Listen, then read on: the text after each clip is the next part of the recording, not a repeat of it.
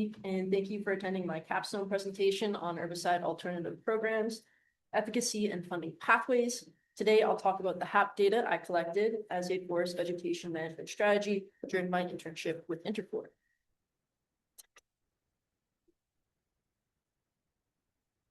First, what is forest vegetation management? Why do silviculture foresters use it?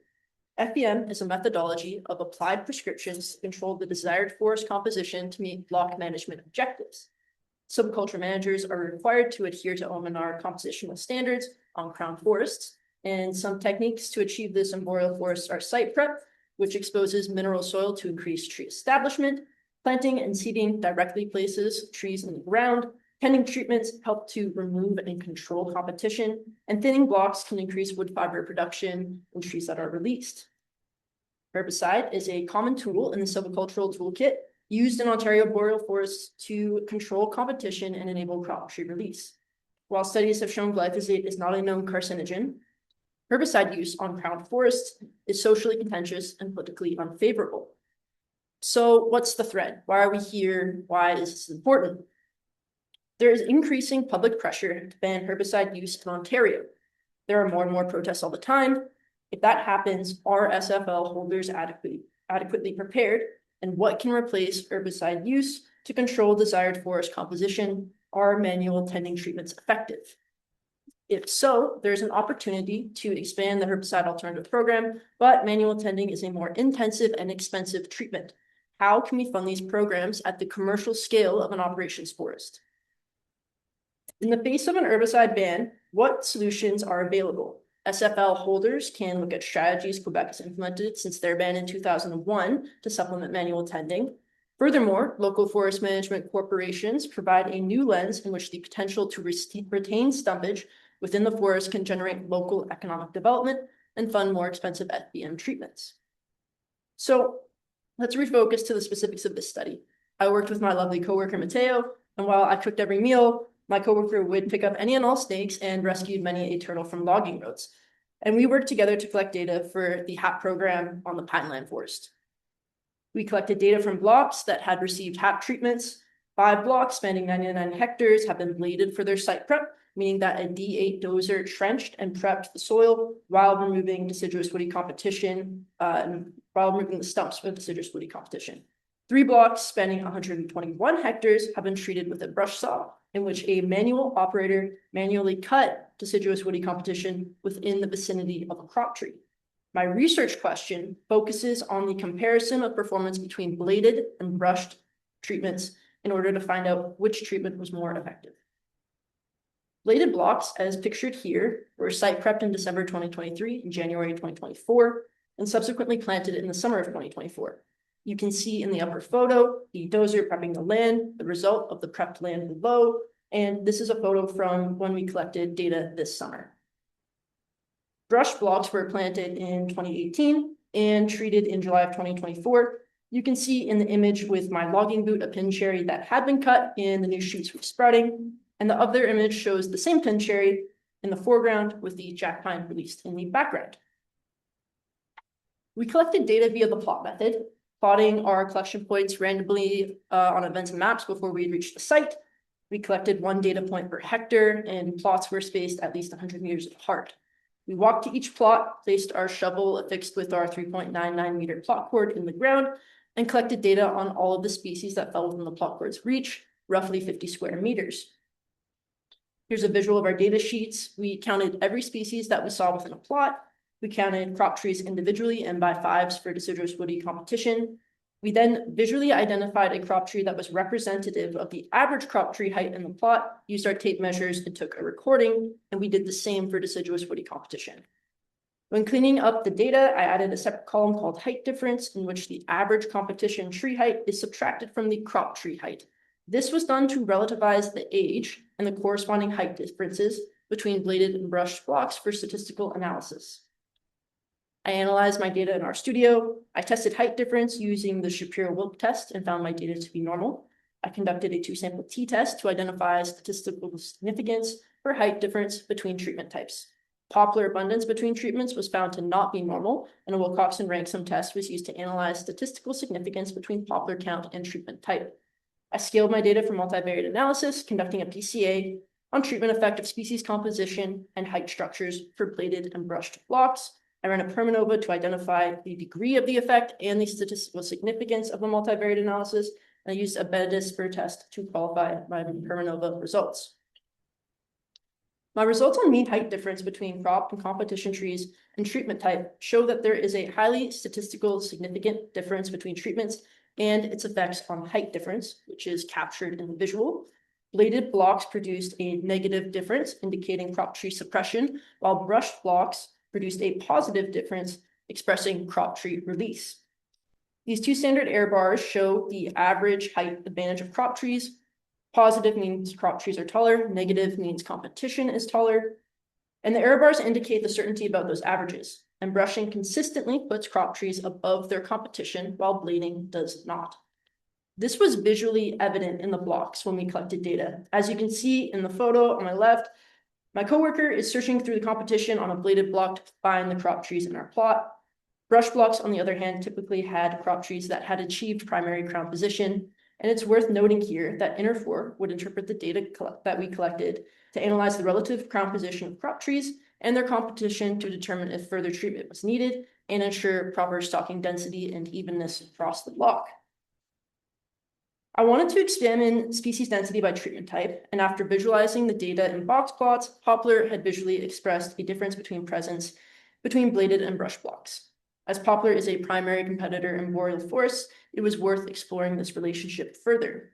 A Wilcox and Ransom test yielded a significant p-value for average poplar density by treatment type, as poplar was significantly more present in bladed blocks than in brushed blocks. The mean poplar density in bladed blocks is substantially higher, and the two standard error bars are much larger, indicating that some bladed plots had higher poplar counts, while others had lower, and the error bars in the brush plots are smaller, meaning poplar presence is more consistently low across brush plots. This result shows that blading is less effective at controlling root suckering species than stump spreading species. Therefore, blading as a HAP strategy may not be effective on sites dominated by root suckering competitors, and is likely more suited to sites with stump spreading competition, as blading targets stump removal.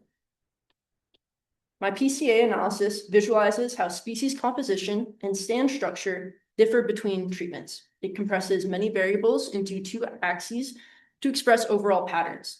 PC1 explains 75% of the total variation along the x-axis, and reading it from left to right, sites shift from hardwood-dominated, vertically suppressed stands to softwood-dominated, released crop trees. PC2 accounts for 10% of the variance, illustrating smaller differences in relative abundance and height structure. The shaded polygons, red representing bladed blocks and blue representing brush blocks, barely overlap, indicating that treatments have distinct stand conditions. The brushed polygon extends far to the upper right corner, indicating that crop trees are taller and competition is less limiting, while the bladed polygon extends down, reflecting high hardwood regeneration, taller competition, and overall crop tree suppression. The arrow's directions show how the variable is oriented on the PCA axis, and the longer the arrow, the greater the influence. And as we can see, average crop tree height extends upwards in the opposite direction of average competition tree height. What this visual is telling us is that brushsaw treatments effectively release conifers by targeting hardwood removal. Blading treatments are ineffectively suppressing deciduous competition on these sites, allowing for regenerating competition to achieve crown position above crop trees. While the Permanova results found that treatment type accounts for just 1.9% of the total variance, the effect is still statistically significant. Furthermore, the beta-disper test confirms that this is a real centroid difference, indicating a genuine compositional shift between bladed and brushed treatments. Many factors can affect forest conditions and their subsequent composition, and in this data set, treatment type is one of those factors. My data was collected from an operations forest, and it has limitations that are important to consider for analysis. There is no controlled data on the sites where either A, no treatment was applied, or an area application was sprayed. Rather, this is just a comparison between treatment efficacy and the HAP program. Bladed and brushed blocks received treatment at planting at different times. Some of the data collected was eyeballed for efficiency. Bladed blocks and brush blocks, while both in the pineland forest, were not within geographical proximity and could experience different site conditions. And the data collected is one snapshot in time. It is valid for the forest composition on the day that it was collected. However, the fact that the data were collected under real operational constraints also strengthens its applicability. If manual tending treatments are to be scaled commercially in Ontario, they will be implemented in operational forests, not controlled experimental settings.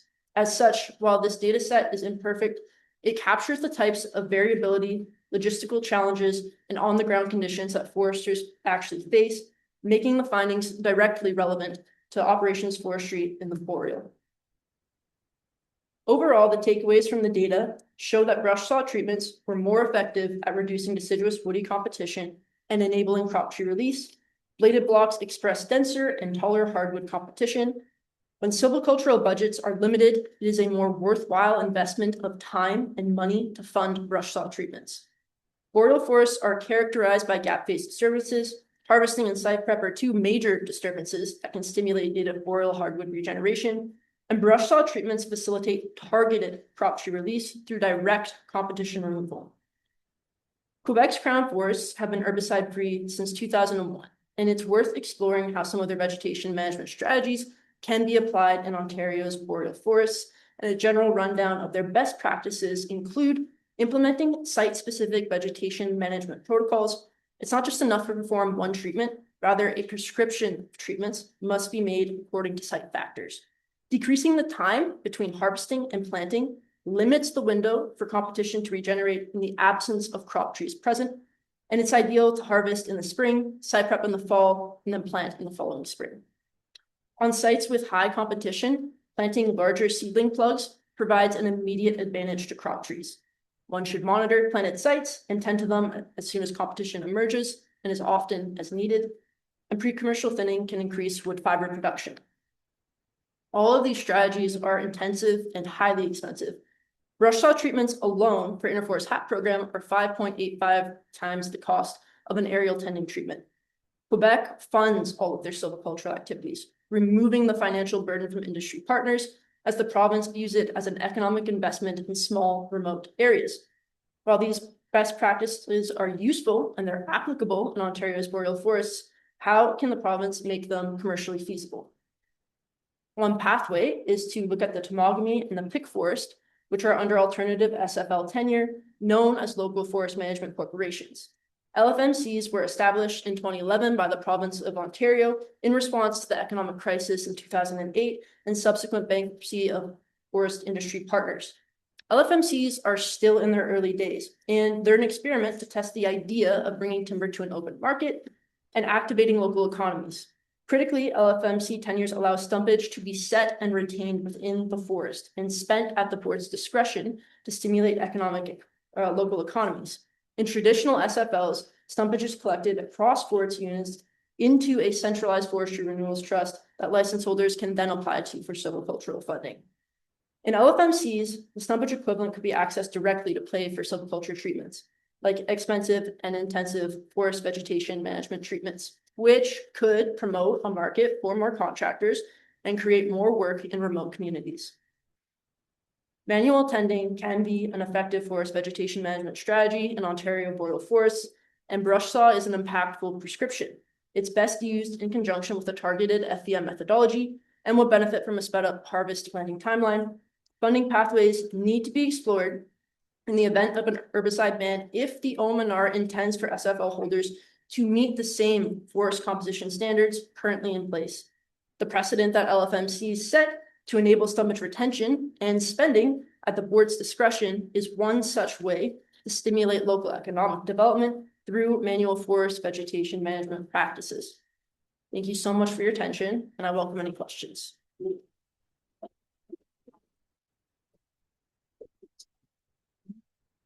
Thank you. Just one thing, the camera turned off, so we're just gonna Okay. turn it back on. So I noticed the photo credit from Sam Center. Oh, yeah. Oh. Nice photo. Nice photo. Interestingly, I just permit myself a slight comment, which is that we had a guest in current issues this fall, a guy named Troy Woodhouse from the Chicago Council, who came from Timmins, and he made the point that when he was a kid, there was a lot of work in, thinning work, prior to the arrival of aerial spraying glyphosate, and he was making that point because he's quite opposed to glyphosate spraying anyway. I just wanted to throw that in there, but we will give the first question to Aleksa, Superintendent, Eastern Operations at Interfor. Hello, everybody. Zeke, first of all, excellent presentation. I think you really did a great job in capturing the data and the analysis of it. I don't have any direct questions for you, but your conclusions that you've drawn from your presentation make total sense to me. As you focused on highlighting that the targeted release and removal of those competition species through motor manual tending and brushing opportunities is the most effective treatment is very true. And as you saw on the ground and mentioned, the visible difference in the efficacy of the two treatments was apparent the moment that you walk on the site. I guess one of the questions that I could pose to you is going forward in the management of blocks that require tending treatments rather, would you suggest that an earlier brushing treatment would be more suitable and more effective in relation to combination with blading to kind of control that early competition that's succeeding versus waiting the 3 to 4 years of establishment in the timelines that we're kind of in now? Yeah, the research that I did on best practices in Quebec suggested that early tending was beneficial to blocks and helped to immediately give a competitive advantage to crop trees. I don't know about if like you have to brush it immediately. I don't know if you should then blade the block as site prep. I feel like it would make more sense to just site prep it traditionally, save the extra like 23% cost that a bleeding treatment incurs, and instead use that money to help fund the early brush saw treatment. Awesome. No, that's good. Thanks very much. Excellent presentation. Ben Kuttner. Great presentation, Steve. You alluded to this in the presentation, but I don't think that you really conveyed the magnitude of the challenge with council finance and certain narrative. And that's why we point out, right, in this model is that, for example, model is unique, letting them control their revenues and count them down labor charges and deploy them both potentially these kind of programs to be provided employment. So that being the case, how do you think comparatively how would everything do this? We have 2 LFMCs and 57 management. Yeah, I'm not suggesting that all SFL tenures should be converted into LFMCs, but the point that I'm trying to draw out is that we're currently in another economic crisis in the timber industry, and there was a lot of creative thinking that went into the establishment of LFMCs in the first place. And what I'm trying to make the point too is that if OMNR decides that they're going to ban herbicide spray, there needs to be some kind of financial support for SFL holders in order for them to be able to continue to meet the forest compositional standards that the OMNR sets, or these standards needs to change because it won't be financially practical or feasible to be able to have the same amount of tending on a block to be able to control the composition and ensure that it goes to a PJ1, let's say. And so it's give or take. It can't be both. You can't ask SFL holders to not use herbicide and then to meet the same rigorous standards.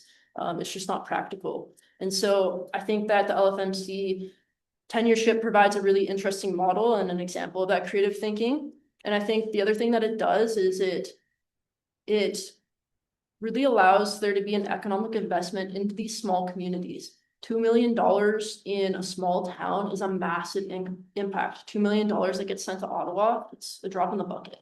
And so I think being able to give silvicultural managers actual direct say over how to spend a budget that they essentially earn through the forestry operations can enable them to be able to make decisions more quickly and be able to affect the composition of their forest stands in a way that makes a difference in the communities that they're in. Wow, that was really thoughtful. Yes. But I couldn't agree much more. Through this research, I learned more of the challenge that existed, especially with the protocol. So, I'll leave you to the next question. So. I think, I agree with Ben, you've done a really good job. I'm quite impressed how you pulled this all together. You did pretty well done. I had two questions or comments. First comment, I like how you looked into Quebec, it's a potential going forward, and then come back to Ontario to ask about funding pathways. And I agree that funding is a limiting factor, but from what I've heard with Quebec, labor is also a limiting factor. And I'm wondering if, in other words, if you provide funding, that doesn't mean necessarily people to do the work, because especially in the most remote areas, there may not be people to do all this physically demanding work. So what did you hear about that? Yeah, that's some studies that Nelson Tifo has written about too. Is he's kind of like the man for Quebec forestry practices and vegetation management practices. But that's one of his main limitations, is that there's less and less people that are willing to do this kind of work because it's difficult. It's hard to find people who want to go work in the bush, operating a brush saw all day, being exposed to that. That is a known carcinogen, the fuel coming up out of the exhaust from a brush saw. And so that's the real challenge here. And there's less and less contractors all the time that we see. There's less and less contractors with the tools that we need to, or the machines that we would want to use ideally in a forest setting. And so it's a major factor. And that's why I like the idea of the LFMC tenureship, because their whole purpose is really to drive around creating a local economy and stimulating local markets and jobs. But I agree, it's not simple. It's not just if you build it, they will come. Like, there has to be some kind of plan and pathway and proper investment to encourage contractors to come back to work and want to sign up to do these kinds of activities. It needs to be stable. It needs to be well paid and consistent enough. And if you have to implement a really intensive forest vegetation management plan because herbicide is banned, I think that there is potential there for that to happen, but it's by no means easy. Okay, that was also very thoughtful. Let's see if I can put you on the spot here. You actually set up my next question. You just said that the fumes from the fuel is a known carcinogen. It isn't. I think drawing a contrast with the statement you made at the beginning of your talk, which is you said glyphosate is not a carcinogen. I want to put you on the spot because I actually mentioned this in response to your talk or your paper, but I said, is this true? And I know that Health Canada doesn't consider it carcinogen, but this has been used about lately because one of the review studies was long been cited as against the idea that it's the carcinogen was recently retracted because it was funded by Monsanto, and there are other organizations that do not consider it to be carcinogen. So I was just wondering if you maybe elaborate on your comment, or maybe it was a slip of tongue, but No. The studies that I read demonstrated that glyphosate it's not known that it isn't a known carcinogen. There may be like other elements that it's paired with that could potentially have carcinogenic effects, and that it doesn't travel through the ecological food chain, and it doesn't really dissipate into water sources, and it's on the landscape for a relatively short period of time. So let's say that we accept the fact that there is uncertainty about glyphosate and its safety. Okay, well, we do know for certain that when you're operating brush saw, and that's a point that I spoke to Wayne Bell at the OMNR about. That's like a point that he rallies behind around quite often, is that, okay, even if we do accept the idea that maybe that glyphosate could be a carcinogen, we know 100% that the Brushsaw operators are being exposed to it when they're running the machinery. And when there is this big rallying cry about, you know, stopping the spray and stopping glyphosate, well, then we have to look at what are the other alternative options in place. And if we look at them truthfully, there is an effective operation in place with Brushsaw, but it does expose the worker. And so what kind of protections do we put in place there? Do we reconsider how we think of glyphosate in that instance when we actually think about the direct worker that's in contact with the carcinogen? Thank you. Tom. Oh. Thank you for organizing the extension, Sean. Appreciate it. Thank you so much. You're very welcome. Yeah. That was necessary. There are some quite new powerful electric brush saws. Yeah. That, you know, and I think that brings up the point that looking really carefully at how to do this in a more economical and safer way for operators, we go maybe a long way to addressing some of these questions. So I wonder, since you've spent time out there really impressively doing that work, you have ideas on how to be more efficient in bringing down that cost or be able to see on the ground. What kind of experiments would you do now to see if you can come up with better techniques for addressing this challenge? Do you mean in terms of like Brushsaw specifically, or just in general? Brush saws were, I mean, there's also spot applications of herbicides. There are alternative herbicide products out there. You know, that I think that this is an area where, especially if it's a ban, right, there's going to be a need for a lot of creativity and how to address this in work. So I'm very curious if you have some. My initial thought is, you gotta, I know that they're more expensive, but there's some really good electric brush saws and that would be number one. That's what I've heard about the electrical brush saw. The one thing I've heard about the issue there is though the battery life and how you can run it. So I think that maybe more advancements in that technology would make that a more feasible application. I think that timing is a really big thing. There's just a really big lag in Ontario in terms of timing and the amount of disturbance that we put on the landscape, which is, I think if we focus on condensing that timeline, we reduce the amount that competition is able to establish before crop trees are there. And I think that kind of removing that competitive advantage would then allow for less treatment, I would hope. I think also avoiding stand conversion, especially if there's an herbicide ban, like there's just no point, avoid the stand conversion. Yeah. I haven't thought too much about more. I know that another portion of the HAP program that's currently being explored, Codoin, is the inoculation of mycorrhizal fungi into all the seedlings.